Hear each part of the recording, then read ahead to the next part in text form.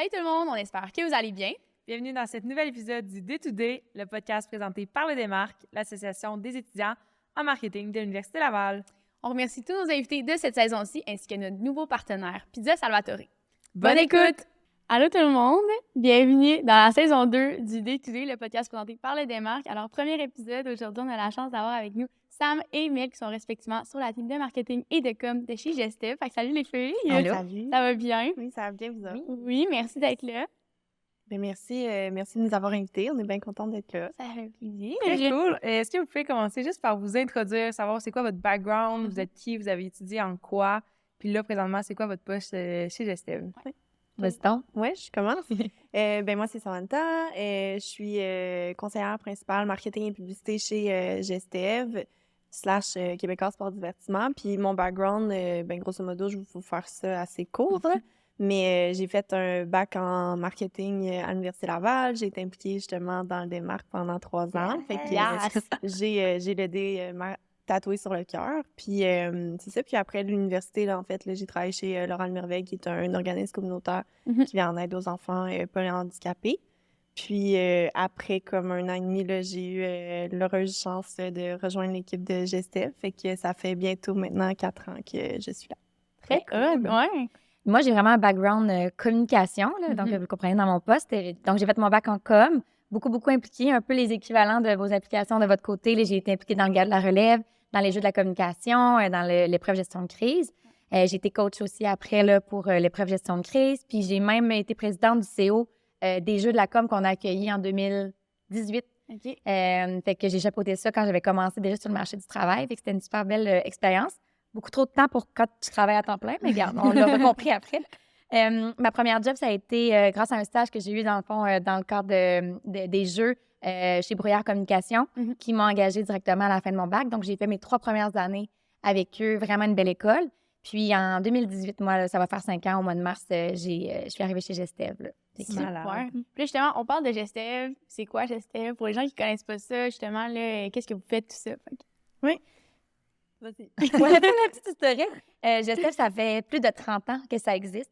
Ça l'a vu le jour au Mont-Saint-Anne, en fait, là, avec les fondateurs Patrice Drouin et Chantal Lachance, qui étaient des amis dans la vie. Puis avec le premier événement vraiment qui fait la marque de Gestev, donc la Coupe du monde de vélo de montagne, donc que vous connaissez sous le nom du Vélirium, qui est un de nos gros événements. C'est vraiment eux qui ont apporté cette compétition internationale-là ici. Puis après ça, il s'est ajouté plein d'événements, le Snowboard Jamboree, il y a eu des Coupes du monde de ski de fond, il y a le Red Bull Crash Tie, c'est dans les populaires qu'on se souvient habituellement. Puis en 2013, Québécois a fait l'acquisition de Gestev. En fait, Québécois était souvent partenaire de nos événements, puis ils ont vu comment on avait une expertise, puis comment on était vraiment maître dans l'événementiel. Donc, il y a eu cette transaction-là. Donc, c'est pour ça que maintenant, on fait partie de Québécois Sport et Divertissement, mais notre personnalité Gestev est super importante, la petite touche magique du début que ça a commencé. 2 personnes au Mont-Saint-Anne dans un petit bureau qui a fait des grandes choses. Là. Ah, c'est bien beau. Je savais pas que ça venait du monde. Oui. Ah, c'est cool. Mais c'est ça, fait que Gestev, finalement, on est un peu une agence production, événements, gestion d'événements majeurs, là, que je pourrais dire. Puis finalement, on se spécialise dans les événements sportifs pour lesquels on est connu par le passé, mais aussi tout ce qui est événements culturels. Fait que maintenant, on détient également plusieurs centres de diffusion, dont le Centre Vidéotron que vous connaissez, le Théâtre du Capitole, le Cabaret du Casino de Montréal. Puis on a fait l'acquisition tout récemment du Théâtre du Casino du Lac-Lémy, à Gatineau également. Fait qu'on étend vraiment notre territoire. Là, puis, on a la baie de Beauport aussi qu'on gère. Là, plusieurs, ça commence à être de plus en plus connu, là, mais vraiment, on est gestionnaire du site. Fait que c'est quand même particulier. Là, c'est vraiment notre staff Gestev qui est sur place là, à l'année longue pour opérer tout ça. Là. C'est malade. C'est gros, là. C'est une grosse c'est ça, j'allais demander. Structure. Puis justement, Sam, t'es plus en marketing, toi, Mel, plus en com. Oui. Est-ce que vous êtes dans la même équipe? Est-ce que c'est 2 équipes divisées? Comment ça fonctionne, structure Québécois, Gestev et tout en dessous, là? Oui.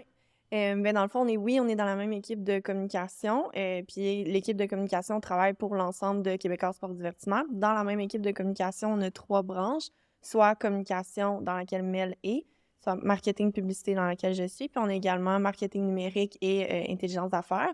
Fait que, grosso modo, là, dans le fond, dans l'équipe à Mel, je me permets, mais elle s'occupe pas mal de tout ce qui est relations publiques, relations médias, toute la rédaction, puis la gestion des médias sociaux organiques, disons. Dans mon équipe marketing publicité, on s'occupe de tout ce qui est stratégie 360, commercialisation, gestion budgétaire, puis on est un peu comme le passe-papier, là, ou passe-plat que je dis, là, entre tous les départements. Là, on s'assure que tout est rattaché. Puis après, dans l'équipe de marketing numérique, on peut s'en douter, là, c'est tout ce qui est gestion de campagne publicitaire numérique, mais également tout ce qui est traitement de la donnée, infolette, relationnel, etc. Ouais. Puis vous êtes basé à Québec, genre tout ce beau monde-là, c'est combien de personnes? Genre, tu sais, on en parle, c'est gros, on dirait que je suis curieuse de savoir, genre, sur vos teams, il y a combien de gens qui sont avec vous? On approche le 20 là, de notre équipe là, avec Ok. ces trois. Mais tu sais, pour faire un peu un exemple, là, il y a un an, on était 7. OK. Puis là, on est rendu à comme 17, 18 bientôt, Ouais. même 19 bientôt. Fait que pour vrai, ça va en expansion. C'est On a du travail et tout ça. Puis ce qui est intéressant aussi, c'est que oui, nos 3 branches, on a chacun nos carrés de sable, mais il y a bien des choses que c'est transversal. Là, tu sais. On fait une action, puis on est toujours en train de travailler les 3 équipes ensemble parce que, mettons, par exemple, un influenceur que moi, je vais inviter en tant que relation de presse, vraiment juste à l'événement, puis je l'invite comme sous invitation, mais il y a des mandats excuse-moi, payants que c'est l'équipe à Sam qui va gérer, puis parfois on va booster leur contenu, fait que là, c'est l'équipe numérique qui embarque. Fait que, tu sais, puis ça, c'est un exemple parmi tant d'autres, des concours, des campagnes, tu sais, on est tout le temps en train de travailler les trois équipes ensemble. Ouais. Vraiment. C'est vraiment cool. Fait que teamwork, mais c'est dreamwork. Vraiment. J'adore. La phrase qu'on n'arrête pas de Ben dire oui, c'est ça. ces temps-ci. Puis justement, est-ce que vos équipes, tu sais, parce qu'on dirait, là, je connais Sam, là, mais Sam, avant, me semble que tu étais sur un événement précis, Je cours Québec, me semble. Oui, Tu sais, exact. justement, dans vos équipes, est-ce qu'il y a des gens qui sont spécialisés pour un événement seulement encore, ou vous avez tellement grossi que maintenant, c'est tout ce beau monde-là, tout le temps ensemble? Oui, on a encore des spécialisations. Là, dans le fond, effectivement, avant, moi, j'étais chargée de projet dans l'équipe, mais elle aussi a passé par là. Puis là, maintenant, on a la chance de travailler sur l'ensemble des événements en tant que conseillère parce que notre rôle veut qu'on conseille, en fait, là, sur l'ensemble des événements. Mais moi, c'est ça. Avant, Je cours Québec à 100%. Puis oui, on a encore des personnes dans notre équipe là, qui sont dédiées soit à un événement en particulier. Puis avec le milieu culturel et le milieu sportif, on essaie de diviser les spécialités aussi là, de cette façon-là. Fait qu'on a quelqu'un encore qui est dédié 100% pour Je cours Québec. Mais par exemple, là, on a des événements culturels comme Igloo Fest et Cigale. Il y a une autre personne qui est dédiée à 100% là-dessus. Puis, tu sais, la baie de Beauport, c'est un autre domaine. Puis après ça, tous les lieux de diffusion, c'est d'autres choses. Fait que là, on a une autre personne qui va être un peu plus... On y va beaucoup parce qu'il est logique, parce que justement, tu sais, avec tous les lieux de diffusion puis nos événements qu'on vous nomme là, il y a plein de choses qui se chevauchent. Il y a des journées qu'il y a un show au Capitole à Montréal, au Centre Vidéotron, puis on est en Igloo Fest, là. Tu sais, Igloo Fest, c'est le même week-end que Disney On Ice au Centre Vidéotron. Il va y avoir du monde, comme ça se peut pas. Et que, tu sais, on y va aussi avec la logique de qu'est-ce qui se fait aussi pour la personne, tu sais, en termes de... Fait que justement, comme un Igloo, un Cigale, ça se gère bien parce que tu as un rush en mars, tu as un rush en août. Fait que, tu sais, c'est quand même deux qui vont bien ensemble, mais Je cours, c'est tellement étendu sur toute l'année que... Puis c'est tellement de job que C'est tellement de job. ça Vraiment de prend la une job. personne. Ouais. C'est ça. Au final, on se rend compte que, genre, Gestev, vous êtes tellement dans plein d'événements de nos vies que, genre, mettons, moi, je savais pas nécessairement, mais tu sais, Cigale, oui, mais genre, je sais pas, justement, Je cours, genre, le Vélérium, genre, c'est parce qu'on est dans le milieu aussi, fait que, genre, on le sait, mais comme, il y a tellement de gens qui doivent pas savoir que c'est Gestev qui est derrière ça, fait que, genre, vous êtes vraiment omniprésent, surtout, genre, à Québec, là, on s'entend, fait que c'est vraiment, congrats pour ça, c'est vraiment cool. C'est ça, moi, c'était une de mes questions parce que, tu sais, les événements en soi, on les connaît, mais tu sais, il y en a pas beaucoup qui savent que c'est Gestev derrière ça. Fait que ça doit quand même être tough. Ben, pas tough, mais tu sais, tu travailles pour Gestev, mais au final, le monde, ils vont à Cigale, puis ils savent pas que c'est Gestev, là, derrière, ils pensent que c'est l'équipe de Cigale. Exact, absolument. Puis surtout, pour nos lieux de diffusion aussi, tu sais, le Centre Vidéotron, ça fait pas longtemps qu'on pousse Gestev. Tu sais, on veut de plus en plus, justement, communiquer cette marque-là, qui est comme notre marque parapluie de tous ces beaux événements-là. Fait qu'on c'est vraiment une de nos missions, nous, en tant que conseillère, puis d'amener notre équipe à pousser la marque Gestev aussi. On met tellement de temps dans chacun de nos événements individuels, mais il y a encore un travail à faire sur nous, notre marque Gestev, puis être encore plus là, out there, puis que les gens fassent l'association, là. Et que c'est vraiment dans nos objectifs, là, de nous mettre un petit peu plus de l'avant. C'est sûr que, tu sais, l'acquisition a été faite quand même récemment, malgré tout, là. Puis, tu sais, à travers ça, on acquis encore plein de choses. Fait que, par exemple, le théâtre du Casino du Lac-Lémy, c'est tellement récent, c'est sûr que les gens n'auront pas derrière leur tête tout de suite que c'est Gestev qui organisent ça. Puis même que Gestev est probablement plus connue à Québec que là, à Gatineau. Fait Ouais. on a comme un défi aussi là, d'étendre notre marque pour la faire connaître sur le territoire. Là. C'est vraiment cool. Très hot. Eh oui. Selon vous, qu'est-ce qui vous différencie de tous les autres événements, toutes les autres boîtes événementielles? C'est quoi la différence de Gestev? L'expérience Gestev. J'ai l'air vraiment de comme plugger notre... mais c'est parce que c'est quelque chose que, tu sais, quand je vous dis qu'il y a des valeurs Gestev qui perdurent dans le temps, tu sais, Ouais. il y a des gens qui travaillent avec nous qui sont là depuis le début, que ça fait 12 ans qu'ils sont chez Gestev, qui ont vécu tellement l'évolution. Puis une chose qu'on se fait marteler d'événement en événement, puis chaque fois qu'on a notre réunion, comme quelques jours avant, tous les départements, on repasse les informations d'un événement, on se le fait rappeler. L'expérience Gestev, c'est de s'assurer que chaque partie prenante de l'événement, le bénévole, le participant, le partenaire qui est sur place, l'employé, ta ressource événementielle que tu as engagée tout le monde vive une émotion, puis vive une expérience unique qui vont se rappeler. T'sais. C'est super important. C'est pour ça que souvent, notre service client, il est top taré, puis comme tout le monde est content de te voir, puis c'est du multisensoriel, puis c'est de vraiment s'assurer que c'est pas banal, puis que tu ressors de là, puis que oui, le show était bon, mais qu'au-delà de ça, ton expérience globale était vraiment mémorable. Oui, puis j'aurais envie de dire, d'ajouter aussi, là, tu sais, Gestev, à la base, on est vraiment connu pour notre production. Là, fait que moi, je dis tout le temps que c'est notre département le plus fort et solide parce que c'est un peu la base de ce qu'on fait. Là, fait qu'on produit vraiment à 100% de nos événements. Fait que j'aurais envie de dire ça. Puis un peu, là, c'est ce que Mel explique, c'est ce qu'on essaie de faire transparaître là, à travers nos événements puisque les gens voient.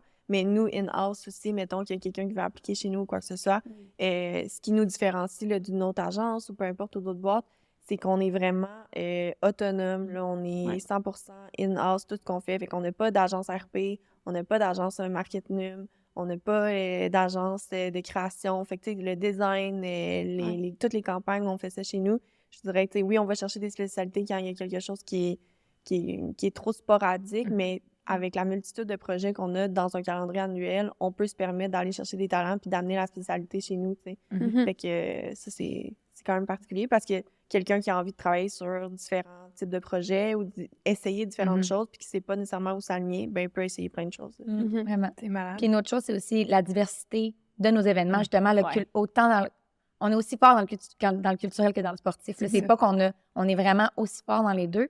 Puis ce que je disais tantôt, tout ce qui se chevauche. Fait que vraiment, sur 365 jours, on a peut-être 500 événements. On a souvent 2-3 par jour. Et je pense que ça nous différencie beaucoup parce que c'est ça. Là, dans une journée, des fois, on regarde nos journées puis ça n'a pas rapport à nos meetings. C'est comme, tu regardes puis t'es comme, mon Dieu, je change tellement de fois de cap dans ma journée. Mais c'est ce qui est cool quand même dans notre industrie. Mais oui. Puis justement, tu viens de le dire, vous changez, vous êtes un peu all over the place, mettons, dans une journée. Comment vous faites pour gérer ça? Genre, on dirait que je suis comme, vous êtes tellement hâte de passer d'une affaire à l'autre. Fait que, comment vous arrangez vos horaires puis comment vous switchez votre mindset? Mais c'est drôle parce qu'on en parlait un petit peu plus tôt à quel point, quand on est arrivé chez Gestev, peu importe, n'importe qui peut dire « Ah, moi, je suis vraiment organisée dans la vie. » Puis là, on dirait que on va remettre ça en question. Fait que finalement, on remet un peu nos moyens puis nos connaissances puis qui qu'on est en question dans le sens qu'on essaie de maximiser nos outils de travail puis tout ça. Personnellement, moi, je suis en to-do mode. Je développe des nouveaux outils aussi avec mes équipes là, pour vraiment suivre les to-do de tout le monde puis s'assurer qu'on accomplit des tâches à chaque journée, qu'on laisse rien traîner, des choses comme ça. Mais c'est vraiment, j'aurais envie de dire, c'est de l'écoute, d'être focus, d'être motivé. Je pense qu'on est passionné par ce qu'on fait, fait que on a un intérêt qui vient facilement aussi dans les meetings ou quoi que ce soit.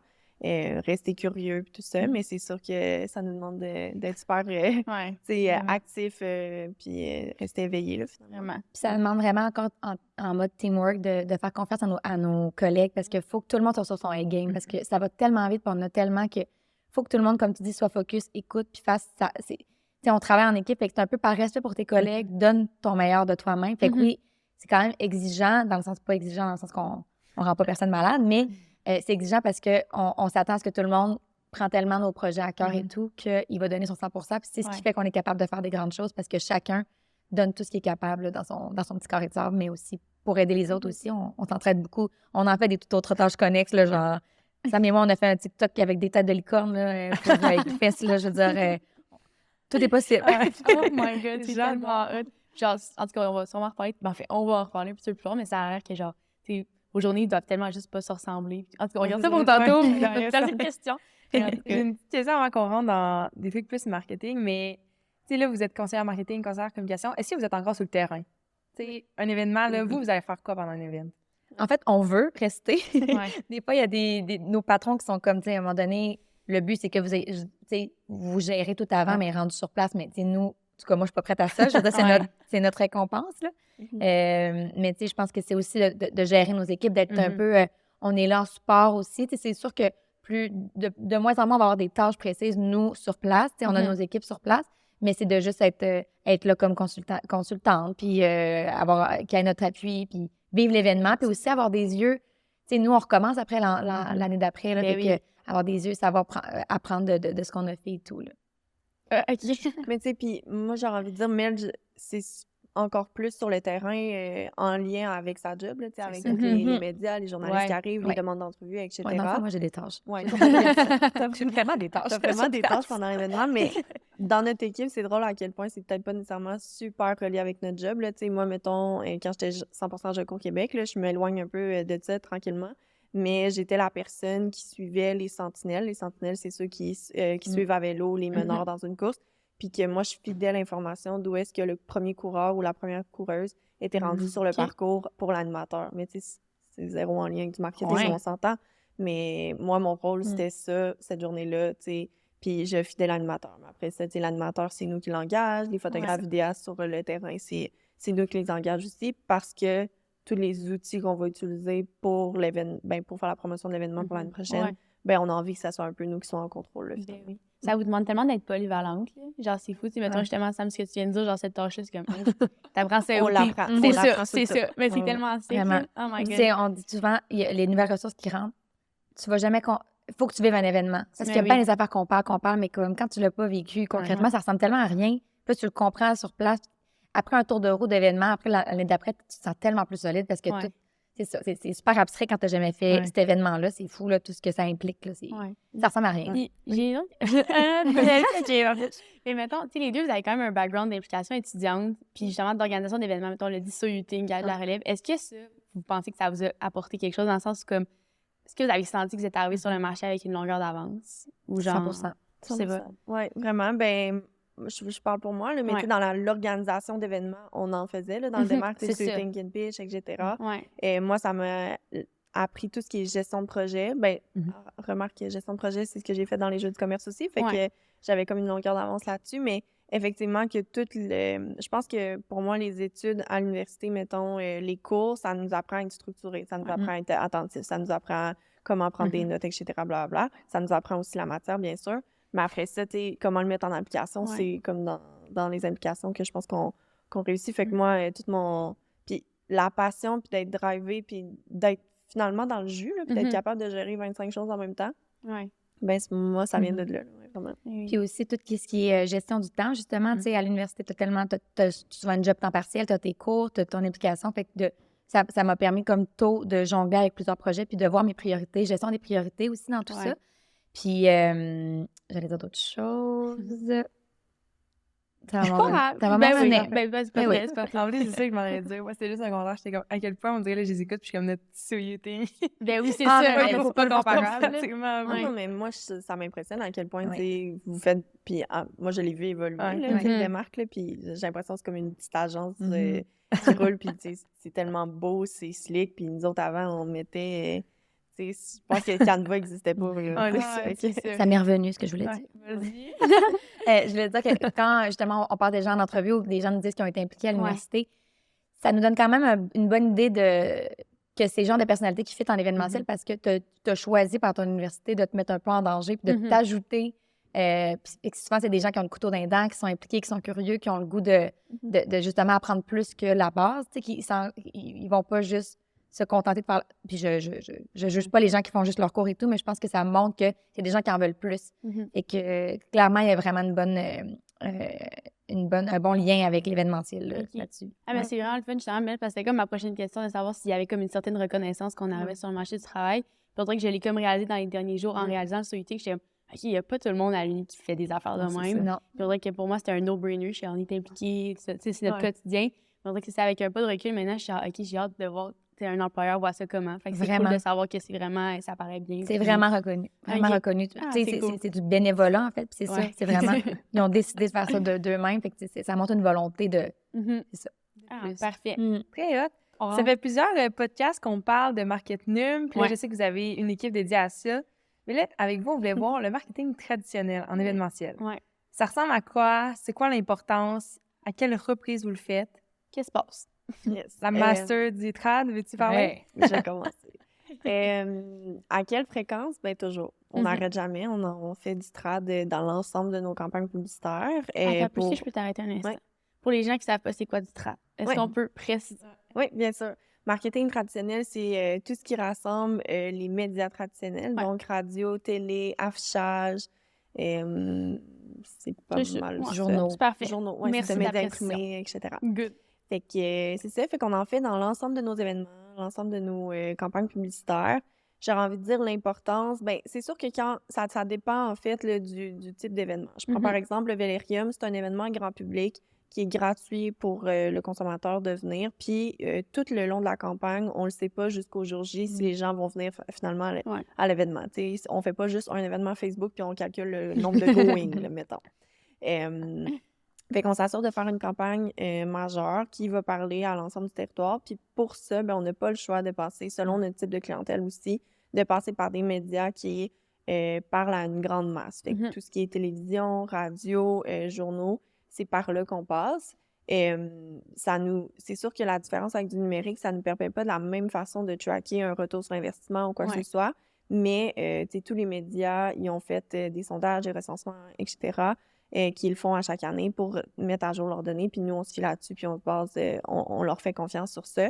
Fait que ça nous permet de savoir grosso modo à combien de personnes on parle. Quand on fait une campagne, on veut toujours se dire que c'est un rassemblement de plein d'interactions avec le consommateur qui va finalement le convaincre à venir. Fait que si on y parle par la radio, s'il entend un message par la radio, qui nous voit dans un journal, qui nous voit à la télé, qui voit une publicité numérique, que finalement son ami en parle, plus après 5 fois de s'en être fait parler ou l'avoir in your face, là, finalement, ben il va décider de venir ou d'acheter ou de consommer, finalement. OK. Puis justement, là, tu parles de tous ces médias-là. Est-ce que vous faites un choix ou vous y allez tout le temps un petit peu, justement, là, genre le plus possible? Ou genre, comment tu choisis le bon média pour t'adresser à ta cible? Oui, ben ça dépend justement du média en question puis de la cible. Fait que selon ce qu'on cherche à cibler, je vais prendre par exemple Cigale.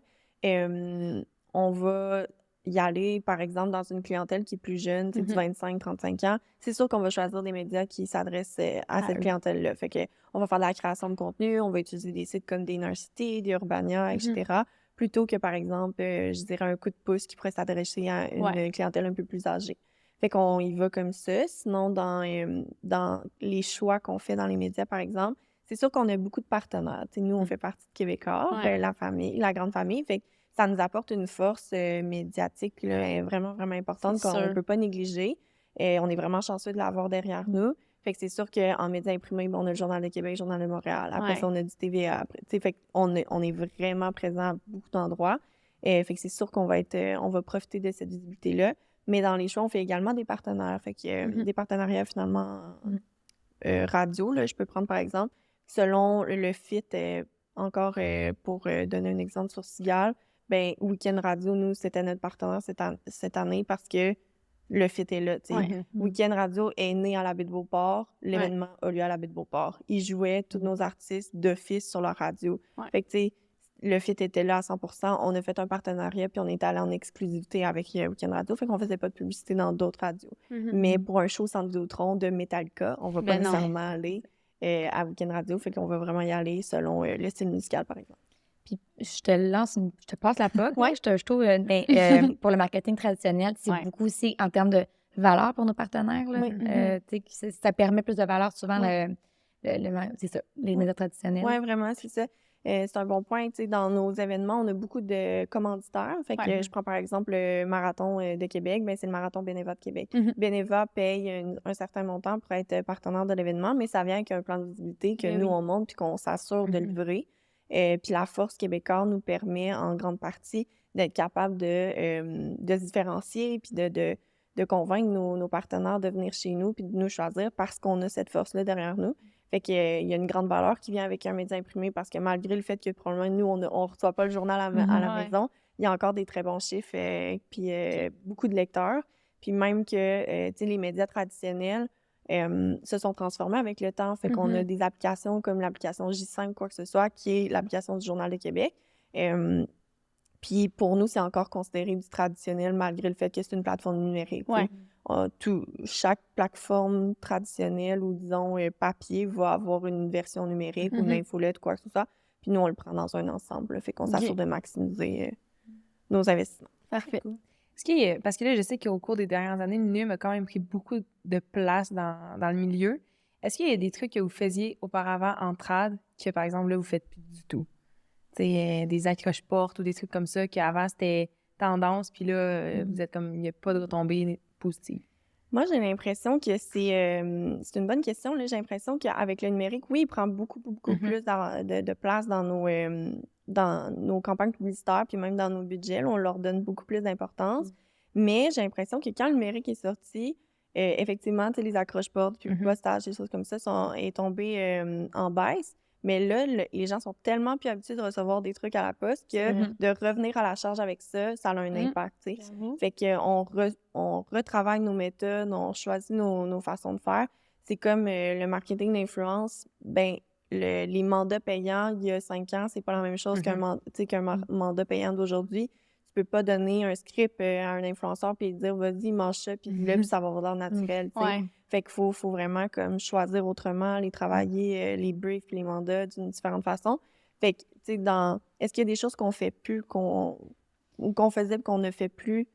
Je pense plus qu'on a une conscience plus écologique. Tu sais, justement, mettons, si on fait encore une action de porte-à-porte, bien, on va essayer que ça soit quelque chose d'utile, que c'est pas juste un papier avec notre information, puis tout ça. Fait que, tu sais, je pense que tout ce qui est un peu, c'est ça, print, là, tu sais, même moi, en relation de presse, tu sais, des pochettes de presse qu'on imprime, puis que là, tu le communiquer toutes les informations en papier. On est en train d'essayer de transformer ça, puis avoir un code QR, puis on a toutes les informations en ligne, avoir une clé USB qu'on leur remet. Tu sais, on essaie de faire des petits efforts comme ça. Fait que, tu sais, je pense que la place du traditionnel est encore nécessaire, mais il faut être capable de l'évoluer, puis d'essayer de l'adapter sans complètement la renier, je pense. Je pense qu'on n'est pas encore rendu à complètement renier le traditionnel. Oui, puis ça me fait penser l'idée de rendre un objet utile ou quoi que ce soit. Tu sais, dans nos événements aussi, faut quand même, on n'a pas le choix de penser à la clientèle à qui on s'adresse.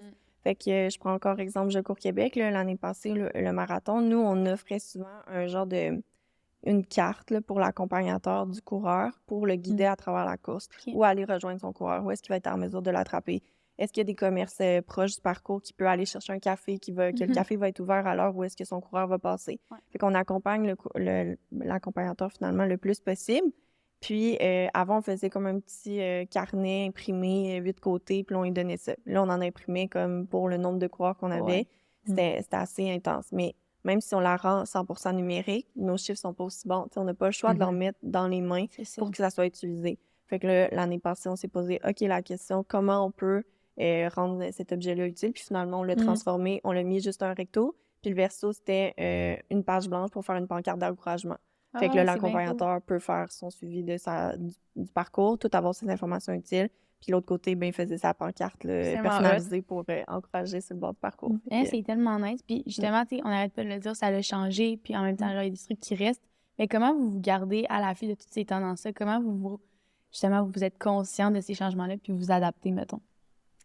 Ben c'est sûr que je pense que la force de l'équipe, le fait qu'on est 18, presque 20 personnes dans l'équipe, c'est qu'on a chacun des abonnements, des infolettes, à des médias. On regarde ce qui se passe sur le marché, nos compétiteurs ou quoi que ce soit. Et puis, on s'envoie tout le temps, sans cesse, des trucs, que ce soit des trends TikTok qu'on voit nous-mêmes personnellement sur nos comptes ou qu'on consomme quelque chose ailleurs. Là. Moi, je parle pour moi, mais je consomme beaucoup de festivals ailleurs. Ben là, c'est sûr qu'on va regarder... On a Canal Teams, là, qu'on s'en va souvent les trucs plus inspirationnels, mais on a aussi commencé... il faudrait qu'on les recommence, d'ailleurs, après, maintenant. Mais les Lunch and Learn, fait que des fois, là, quelqu'un qu'on est comme... À un moment donné, justement, notre collègue au numérique, ça me fait comme... Tu pourrais te donner quelques tips, parce que souvent, maintenant, je vais faire de la rédaction pour ces publicités. Puis j'étais comme... Tu sais, je suis très bonne en rédaction, mais on dirait que j'aimerais ça que tu m'enlignes un peu. Tu le sais, toi, comment je ferais en ligne. Fait qu'elle était comme... mais je pense que ça serait cool que toute l'équipe ait un peu un petit 101 de comment bien rédiger pour la publicité numérique. Puis sur l'heure du dîner, elle nous a comme juste fait une petite heure de présentation super high level, mais que on a toute une belle petite base qu'on se comprend. Ouais. Fait qu'on essaie de le faire un peu plus pour des choses comme ça. Fait que ça rend l'équipe un petit peu plus multidisciplinaire, pas d'être capable d'opérer tout Ouais. ça.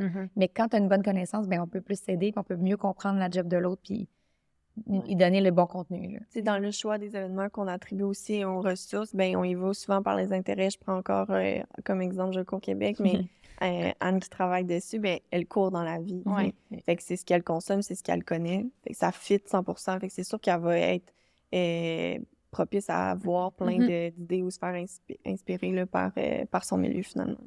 Puis on a aussi la chance de se faire payer des formations. Là. Fait que si on a envie là, de se développer, puis c'est vraiment encouragé dans notre entreprise de proposer ce qu'on a envie d'apprendre. Puis c'est pas obligé d'être 100% avec, en lien avec notre job, là, dans le sens que si ça peut être utile pour l'équipe, si c'est utile pour le travail, si c'est dans ton cheminement personnel que tu as envie de développer ça, là, c'est encouragé. C'est hot, vraiment. On a parlé de trad, mais là, je suis curieuse de t'entendre parler de relations publiques, création de presse, communiquer, tout ça.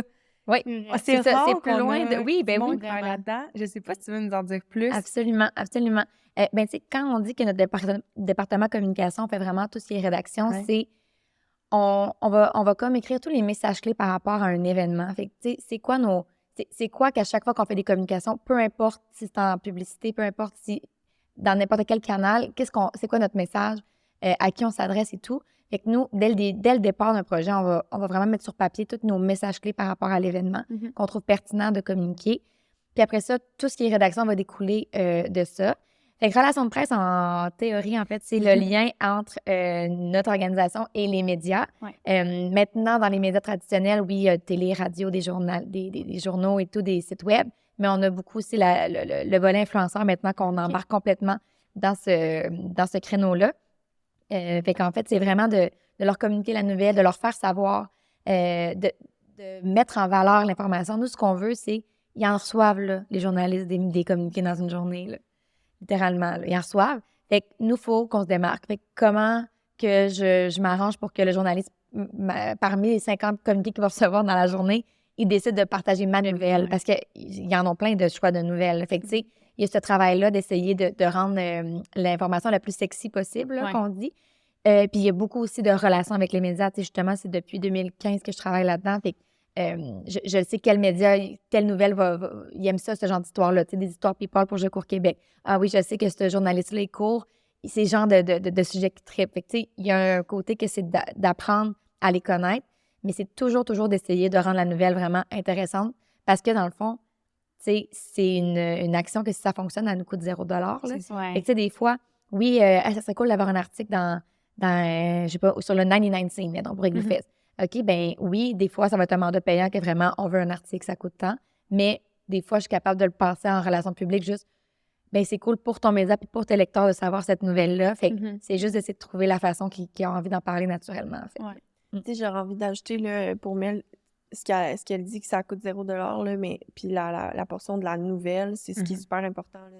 Ça prend, faut que ça soit une nouvelle. Si c'est quelque chose qu'on pousse, puis que c'est pas une nouveauté. Trop commercial. Ou trop commercial, ça passera pas. Puis même que maintenant, les médias ont choisi de distinguer des articles commerciaux versus d'autres. Fait qu'on est capable de les identifier. Fait que au journal, par exemple, tout ce qui est dans la section Hublot, c'est ce que les gens ont payé pour. C'est un article qui est vraiment écrit par un journaliste, qui est par une équipe de rédaction, mais que le consommateur est conscientisé que c'est une entreprise qui a payé pour, finalement. C'est bon à savoir. On dirait que je savais pas. Ben, genre, on n'est pas vraiment conscient de ça. C'est très nice. Tu voulais-tu... Moi, je suis dans la partie événement. Ouais. On dirait qu'on est comme, tu vas-tu? Ouais, le classique, on se fait le petit eye contact. Là, moi, ça m'intrigue Cigale. Moi, la dernière fois, je suis allée. C'était un nouvel événement. Est-ce qu'on peut en savoir plus sur la création? Est-ce que c'est vous, votre équipe, qui a créé ça? Est-ce que c'est québécois? Après, comment, justement, vous l'avez fait connaître au public? C'était quand même assez à Québec. Est-ce que vous êtes allé chercher des gens ailleurs du Québec? Ben, de Québec. Tout ça. On dit que ça m'intrigue, Cigale, en gros. Là. C'est une belle histoire, Cigale. Là. C'est vraiment de A à Z, in house. C'est un rêve que Gestev caresse depuis 5 ans. Non, depuis 2012. Moi, j'ai déjà vu un deck de vente. Ça s'appelait genre la Belle Abbé. Là. Bref, c'est de faire un festival à la baie de Beauport. C'est comme ça fait tellement longtemps que nos équipes rêvent de ça. Mais depuis 3 ans, mettons, là, ça a commencé à prendre forme. Puis là, il y a eu quelque chose de mondial que je vous apprendrai pas. qui a fait que ça a été avorté, là, mais tu sais, c'est un rêve que l'organisation caresse depuis longtemps parce que c'est chez nous puis parce que le site est tellement merveilleux. Fait que oui, ça a tout été fait à l'interne de A à Z, l'image.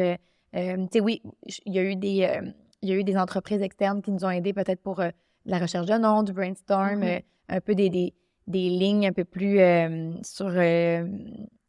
c'est quoi, voyons? L'identité? Oui, plus l'identité, de vraiment avoir un rédacteur externe qui nous a vraiment comme mis sur papier exactement, tu sais, c'était quoi notre core de cet événement-là. Parce que le nom Cigale n'est pas arrivé en 3 minutes. Là, ça Non, a pris c'est du ça, temps. exact. tu sais, c'est de trouver le nom en soi, c'est une expertise qui a été donnée à l'externe. Mais après ça, ben tout le reste, c'est vraiment à l'interne. là, Tout ce qui est image de marque, tu sais, l'affiche, nos éléments graphiques, notre visuel, etc. Après ça, tu sais, tout ce qui est production est chez nous, là, mis à part tout ce qui est scénographie avec Solotech, etc. là.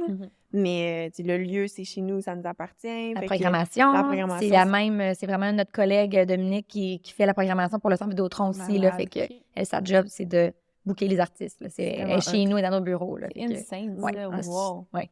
Vraiment. Une belle job. Capoté. Puis en fait, ça, tu sais, ben là, on parle de Cigale beaucoup. Puis genre, c'est parfait, on y reviendra. Mais tu sais, on a nommé beaucoup d'événements aussi depuis qu'on a commencé le podcast tantôt.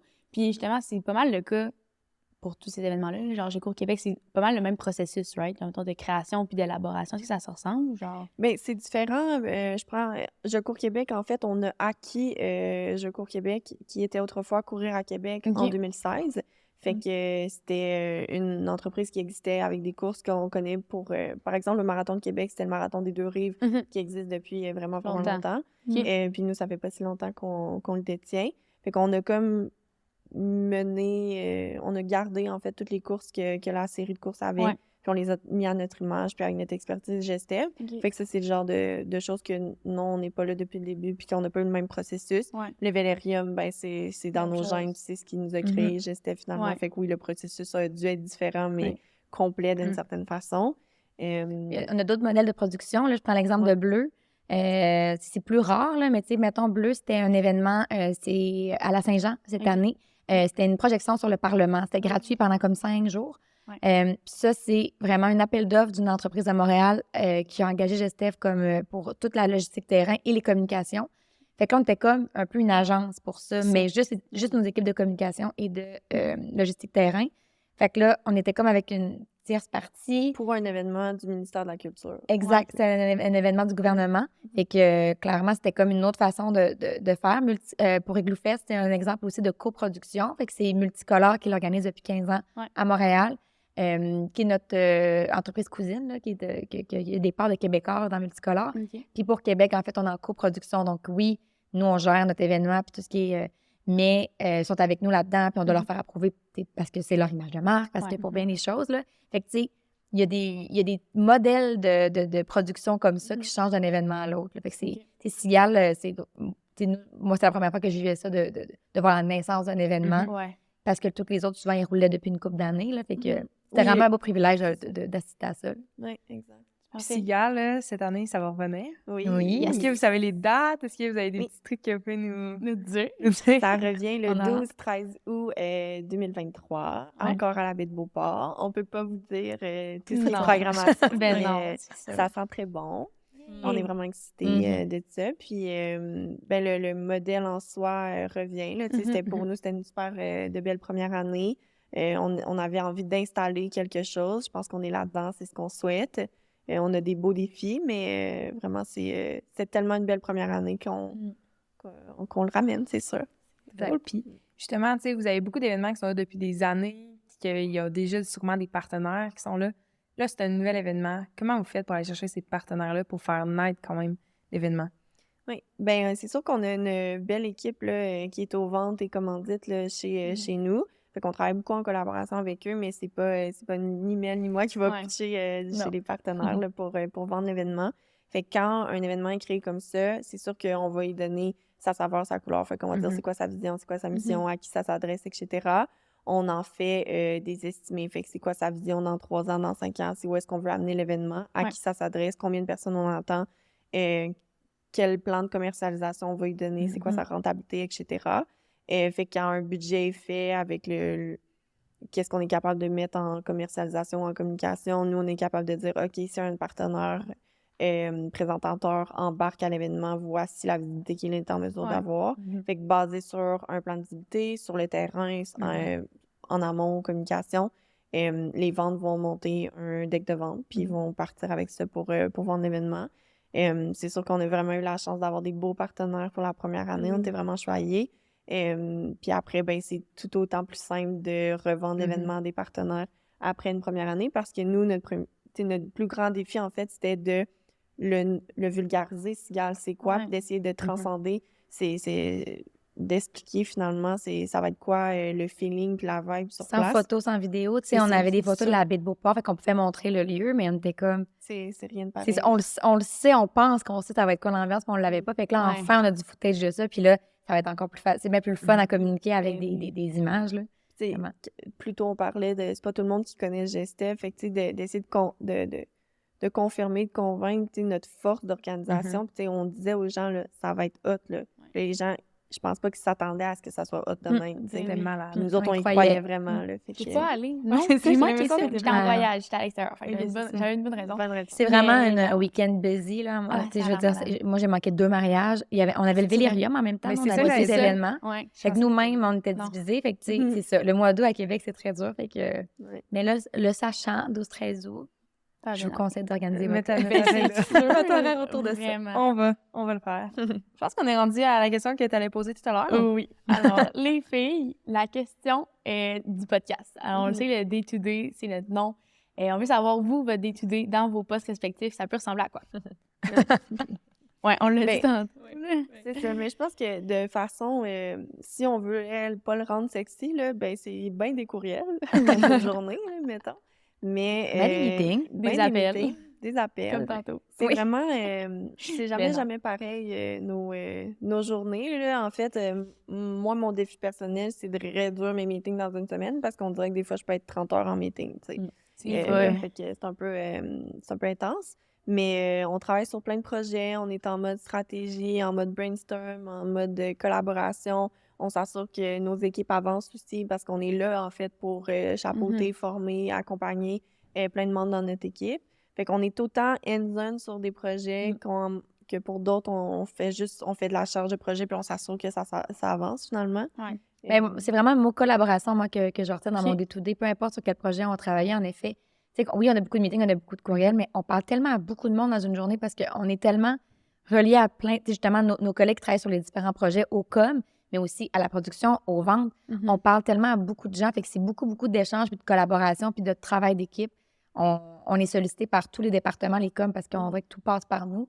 Et que je pense que c'est l'aspect que chaque jour, je me rends compte à quel point je collabore avec des gens dans mon équipe. Tu sais, des fois, ça peut tellement changer du tout où est-ce que tu t'es organisé une journée, t'as voulu que ça a l'air de ça, puis finalement, on se fait booker un meeting. OK, on a le goût de rebrasser les ventes pour tel événement. Qu'est-ce qu'on fait? Là, on rebrasse toute la soupe. Voici qu'est-ce qu'on avait planifié. Qu'est-ce qu'on peut faire maintenant cette semaine? C'est ta nouvelle priorité maintenant, aujourd'hui. Aujourd'hui. Fait que là, tu sais, ça change du tout. Puis finalement, ben tu regardes avec la billetterie, qu'est-ce qui est possible. On fait des codes promotionnels pour telle affaire. On appelle les influenceurs. On demande à des médias. Fait que ça... Bref, ça brasse. Ça brasse. Bonne journée. On aime ça de même. Oui, on aime ça de même. Puis est-ce que, j'ai une question, mais est-ce que vous êtes en télétravail ou vous allez quand même au bureau? On va quand même au bureau et on est revenu à un horaire de 2 jours par semaine au bureau. Puis on essaie là, de maximiser ça. C'est sûr qu'avant les événements, ça s'est augmenté, là, mais oui. Okay, justement, avant les événements, là, vous avez un événement qui arrive très, très bientôt. Oui. Igloo Fest. Oui. C'est dans... Mais là, je sais pas quand ça va sortir, mais là, présentement, c'est dans... Un mois? Un mois pile, oui. C'est du 2 au 4 mars. OK. Oui. Avez-vous hâte? Comment ça se passe? Mais surtout qu'on s'est fait couper l'herbe sous le pied l'an dernier, là. Tu sais, c'était l'an dernier qui était supposé avoir la première édition. Puis au retour des fêtes, là, on y a cru pendant tout le mois. On a annulé, je pense, fin janvier, là, on a été une couple de semaines, on y croyait. Mais on a lancé, puis on a tout lancé. Puis les parties de Noël, on a lancé, puis le lendemain, les parties de Noël étaient interdites. Bon, mais qu'on se doutait que ça allait mal, mais on espérait, vu que c'était au mois de mars, on se disait, c'était un petit peu plus tard, c'était mi-mars, fait que je pense qu'on est encore plus... Bon, on s'est encore plus près, par exemple, là, je veux dire, on l'a quasiment, on est arrivé avec un mois de l'événement, fait qu'on était prêts. Fait que là, de recommencer, on est comme, OK, là, il y a un bout de la job qui est déjà fait, même si c'est un premier événement. Puis on a vraiment du fun dans cet événement-là. Vraiment, vraiment. L'image de marque est funky, Ouais. tu sais, ce que La c'est, en mascotte. fait. Oui, la mascotte, Le le Yeti. Yeti. J'ai tellement hâte. Ouais, on est vraiment excités. C'est le fun de travailler avec une équipe que ça fait tellement longtemps qu'ils connaissent leur événement, fait qu'ils nous apportent beaucoup, de travailler en collaboration, c'est nouveau pour nous. Puis moi, je chouchoutais l'événement de Montréal, fait que de l'amener à Québec, d'amener ce genre de produits-là diversifiés, puis d'être capable d'offrir ça finalement aux consommateurs, puis aux gens de Québec qui trippent sur l'électro. Il n'y a pas beaucoup d'offres d'électro à Exact. Québec. On est vraiment, vraiment contente. Là, C'est un beau défi d'installer ça à Québec. Puis on pense qu'on est les bons pour essayer justement de brasser cette communauté-là à Québec qui ne sentent pas toujours le besoin d'aller à Montréal pour des beaux événements d'électro. Là. C'est un beau défi. On le prend, puis on espère que ça va marcher. Là. À quoi on peut s'attendre de ce week-end-là, mettons? Genre, côté artiste, qu'est-ce qui va se passer, là? Oui, ben en fait, c'est un week-end sur 3 jours. En fait, tu sais, si je prends par exemple Montréal, c'est sur 4 week-ends, mais nous, pour la première édition, c'est un week-end, jeudi, vendredi, samedi. 3 artistes. Ça commence avec notre show d'ouverture, notre grand party avec Mistress Barbara. Le jeudi, vendredi, notre headliner, c'est Diplo, puis samedi, notre headliner, c'est Clapton. Fait que c'est 3. On a bien sûr des artistes qui vont être là avant. Fait que c'est une soirée de 7h à 23h à la plage Jean-Béliveau, qui est vraiment comme dans le centre, entre le pavillon de la jeunesse, le Grand Marché, le centre Vidéotron. Ça nous permet, cet espace-là, d'avoir comme j'appelle ça un hub, là, parce que c'est un peu centralisé puis un peu plus bas que le reste. Fait que vraiment, notre équipe de production, là, ça va vraiment faire comme quasiment une cage là, d'activités puis de gang intense électro. Puis on a des beaux partenaires là, qui s'activent sur l'événement, fait qu'on a plein d'activations qui vont animer les spectateurs. Très hot. Pour les gens qui veulent y aller, on a un code promo avec le Démarque. Je me souviens plus exactement c'est quoi le code, Démarque 15. Bref, on va le mettre en bas dans la barre de description, mais vous avez un code promo ça, si jamais vous voulez y aller. Donc, pour 15% de rabais. C'est ça, exact. C'est Démarque 15. Je sais plus le pourcentage. Mais bref, c'est ce qui met fin au podcast. Honnêtement, merci les filles d'avoir été là aujourd'hui. C'était vraiment intéressant. Moi, j'aurais pu continuer pendant 1000 ans. Ça a tellement passé vite, mais là, je vois l'heure qui file. Exact. Puis je sais pas si, en tout cas, il y a un moyen pour que les auditeurs vous rejoignent, que ce soit Gestev ou tous vos événements, c'est où qu'on peut vous suivre?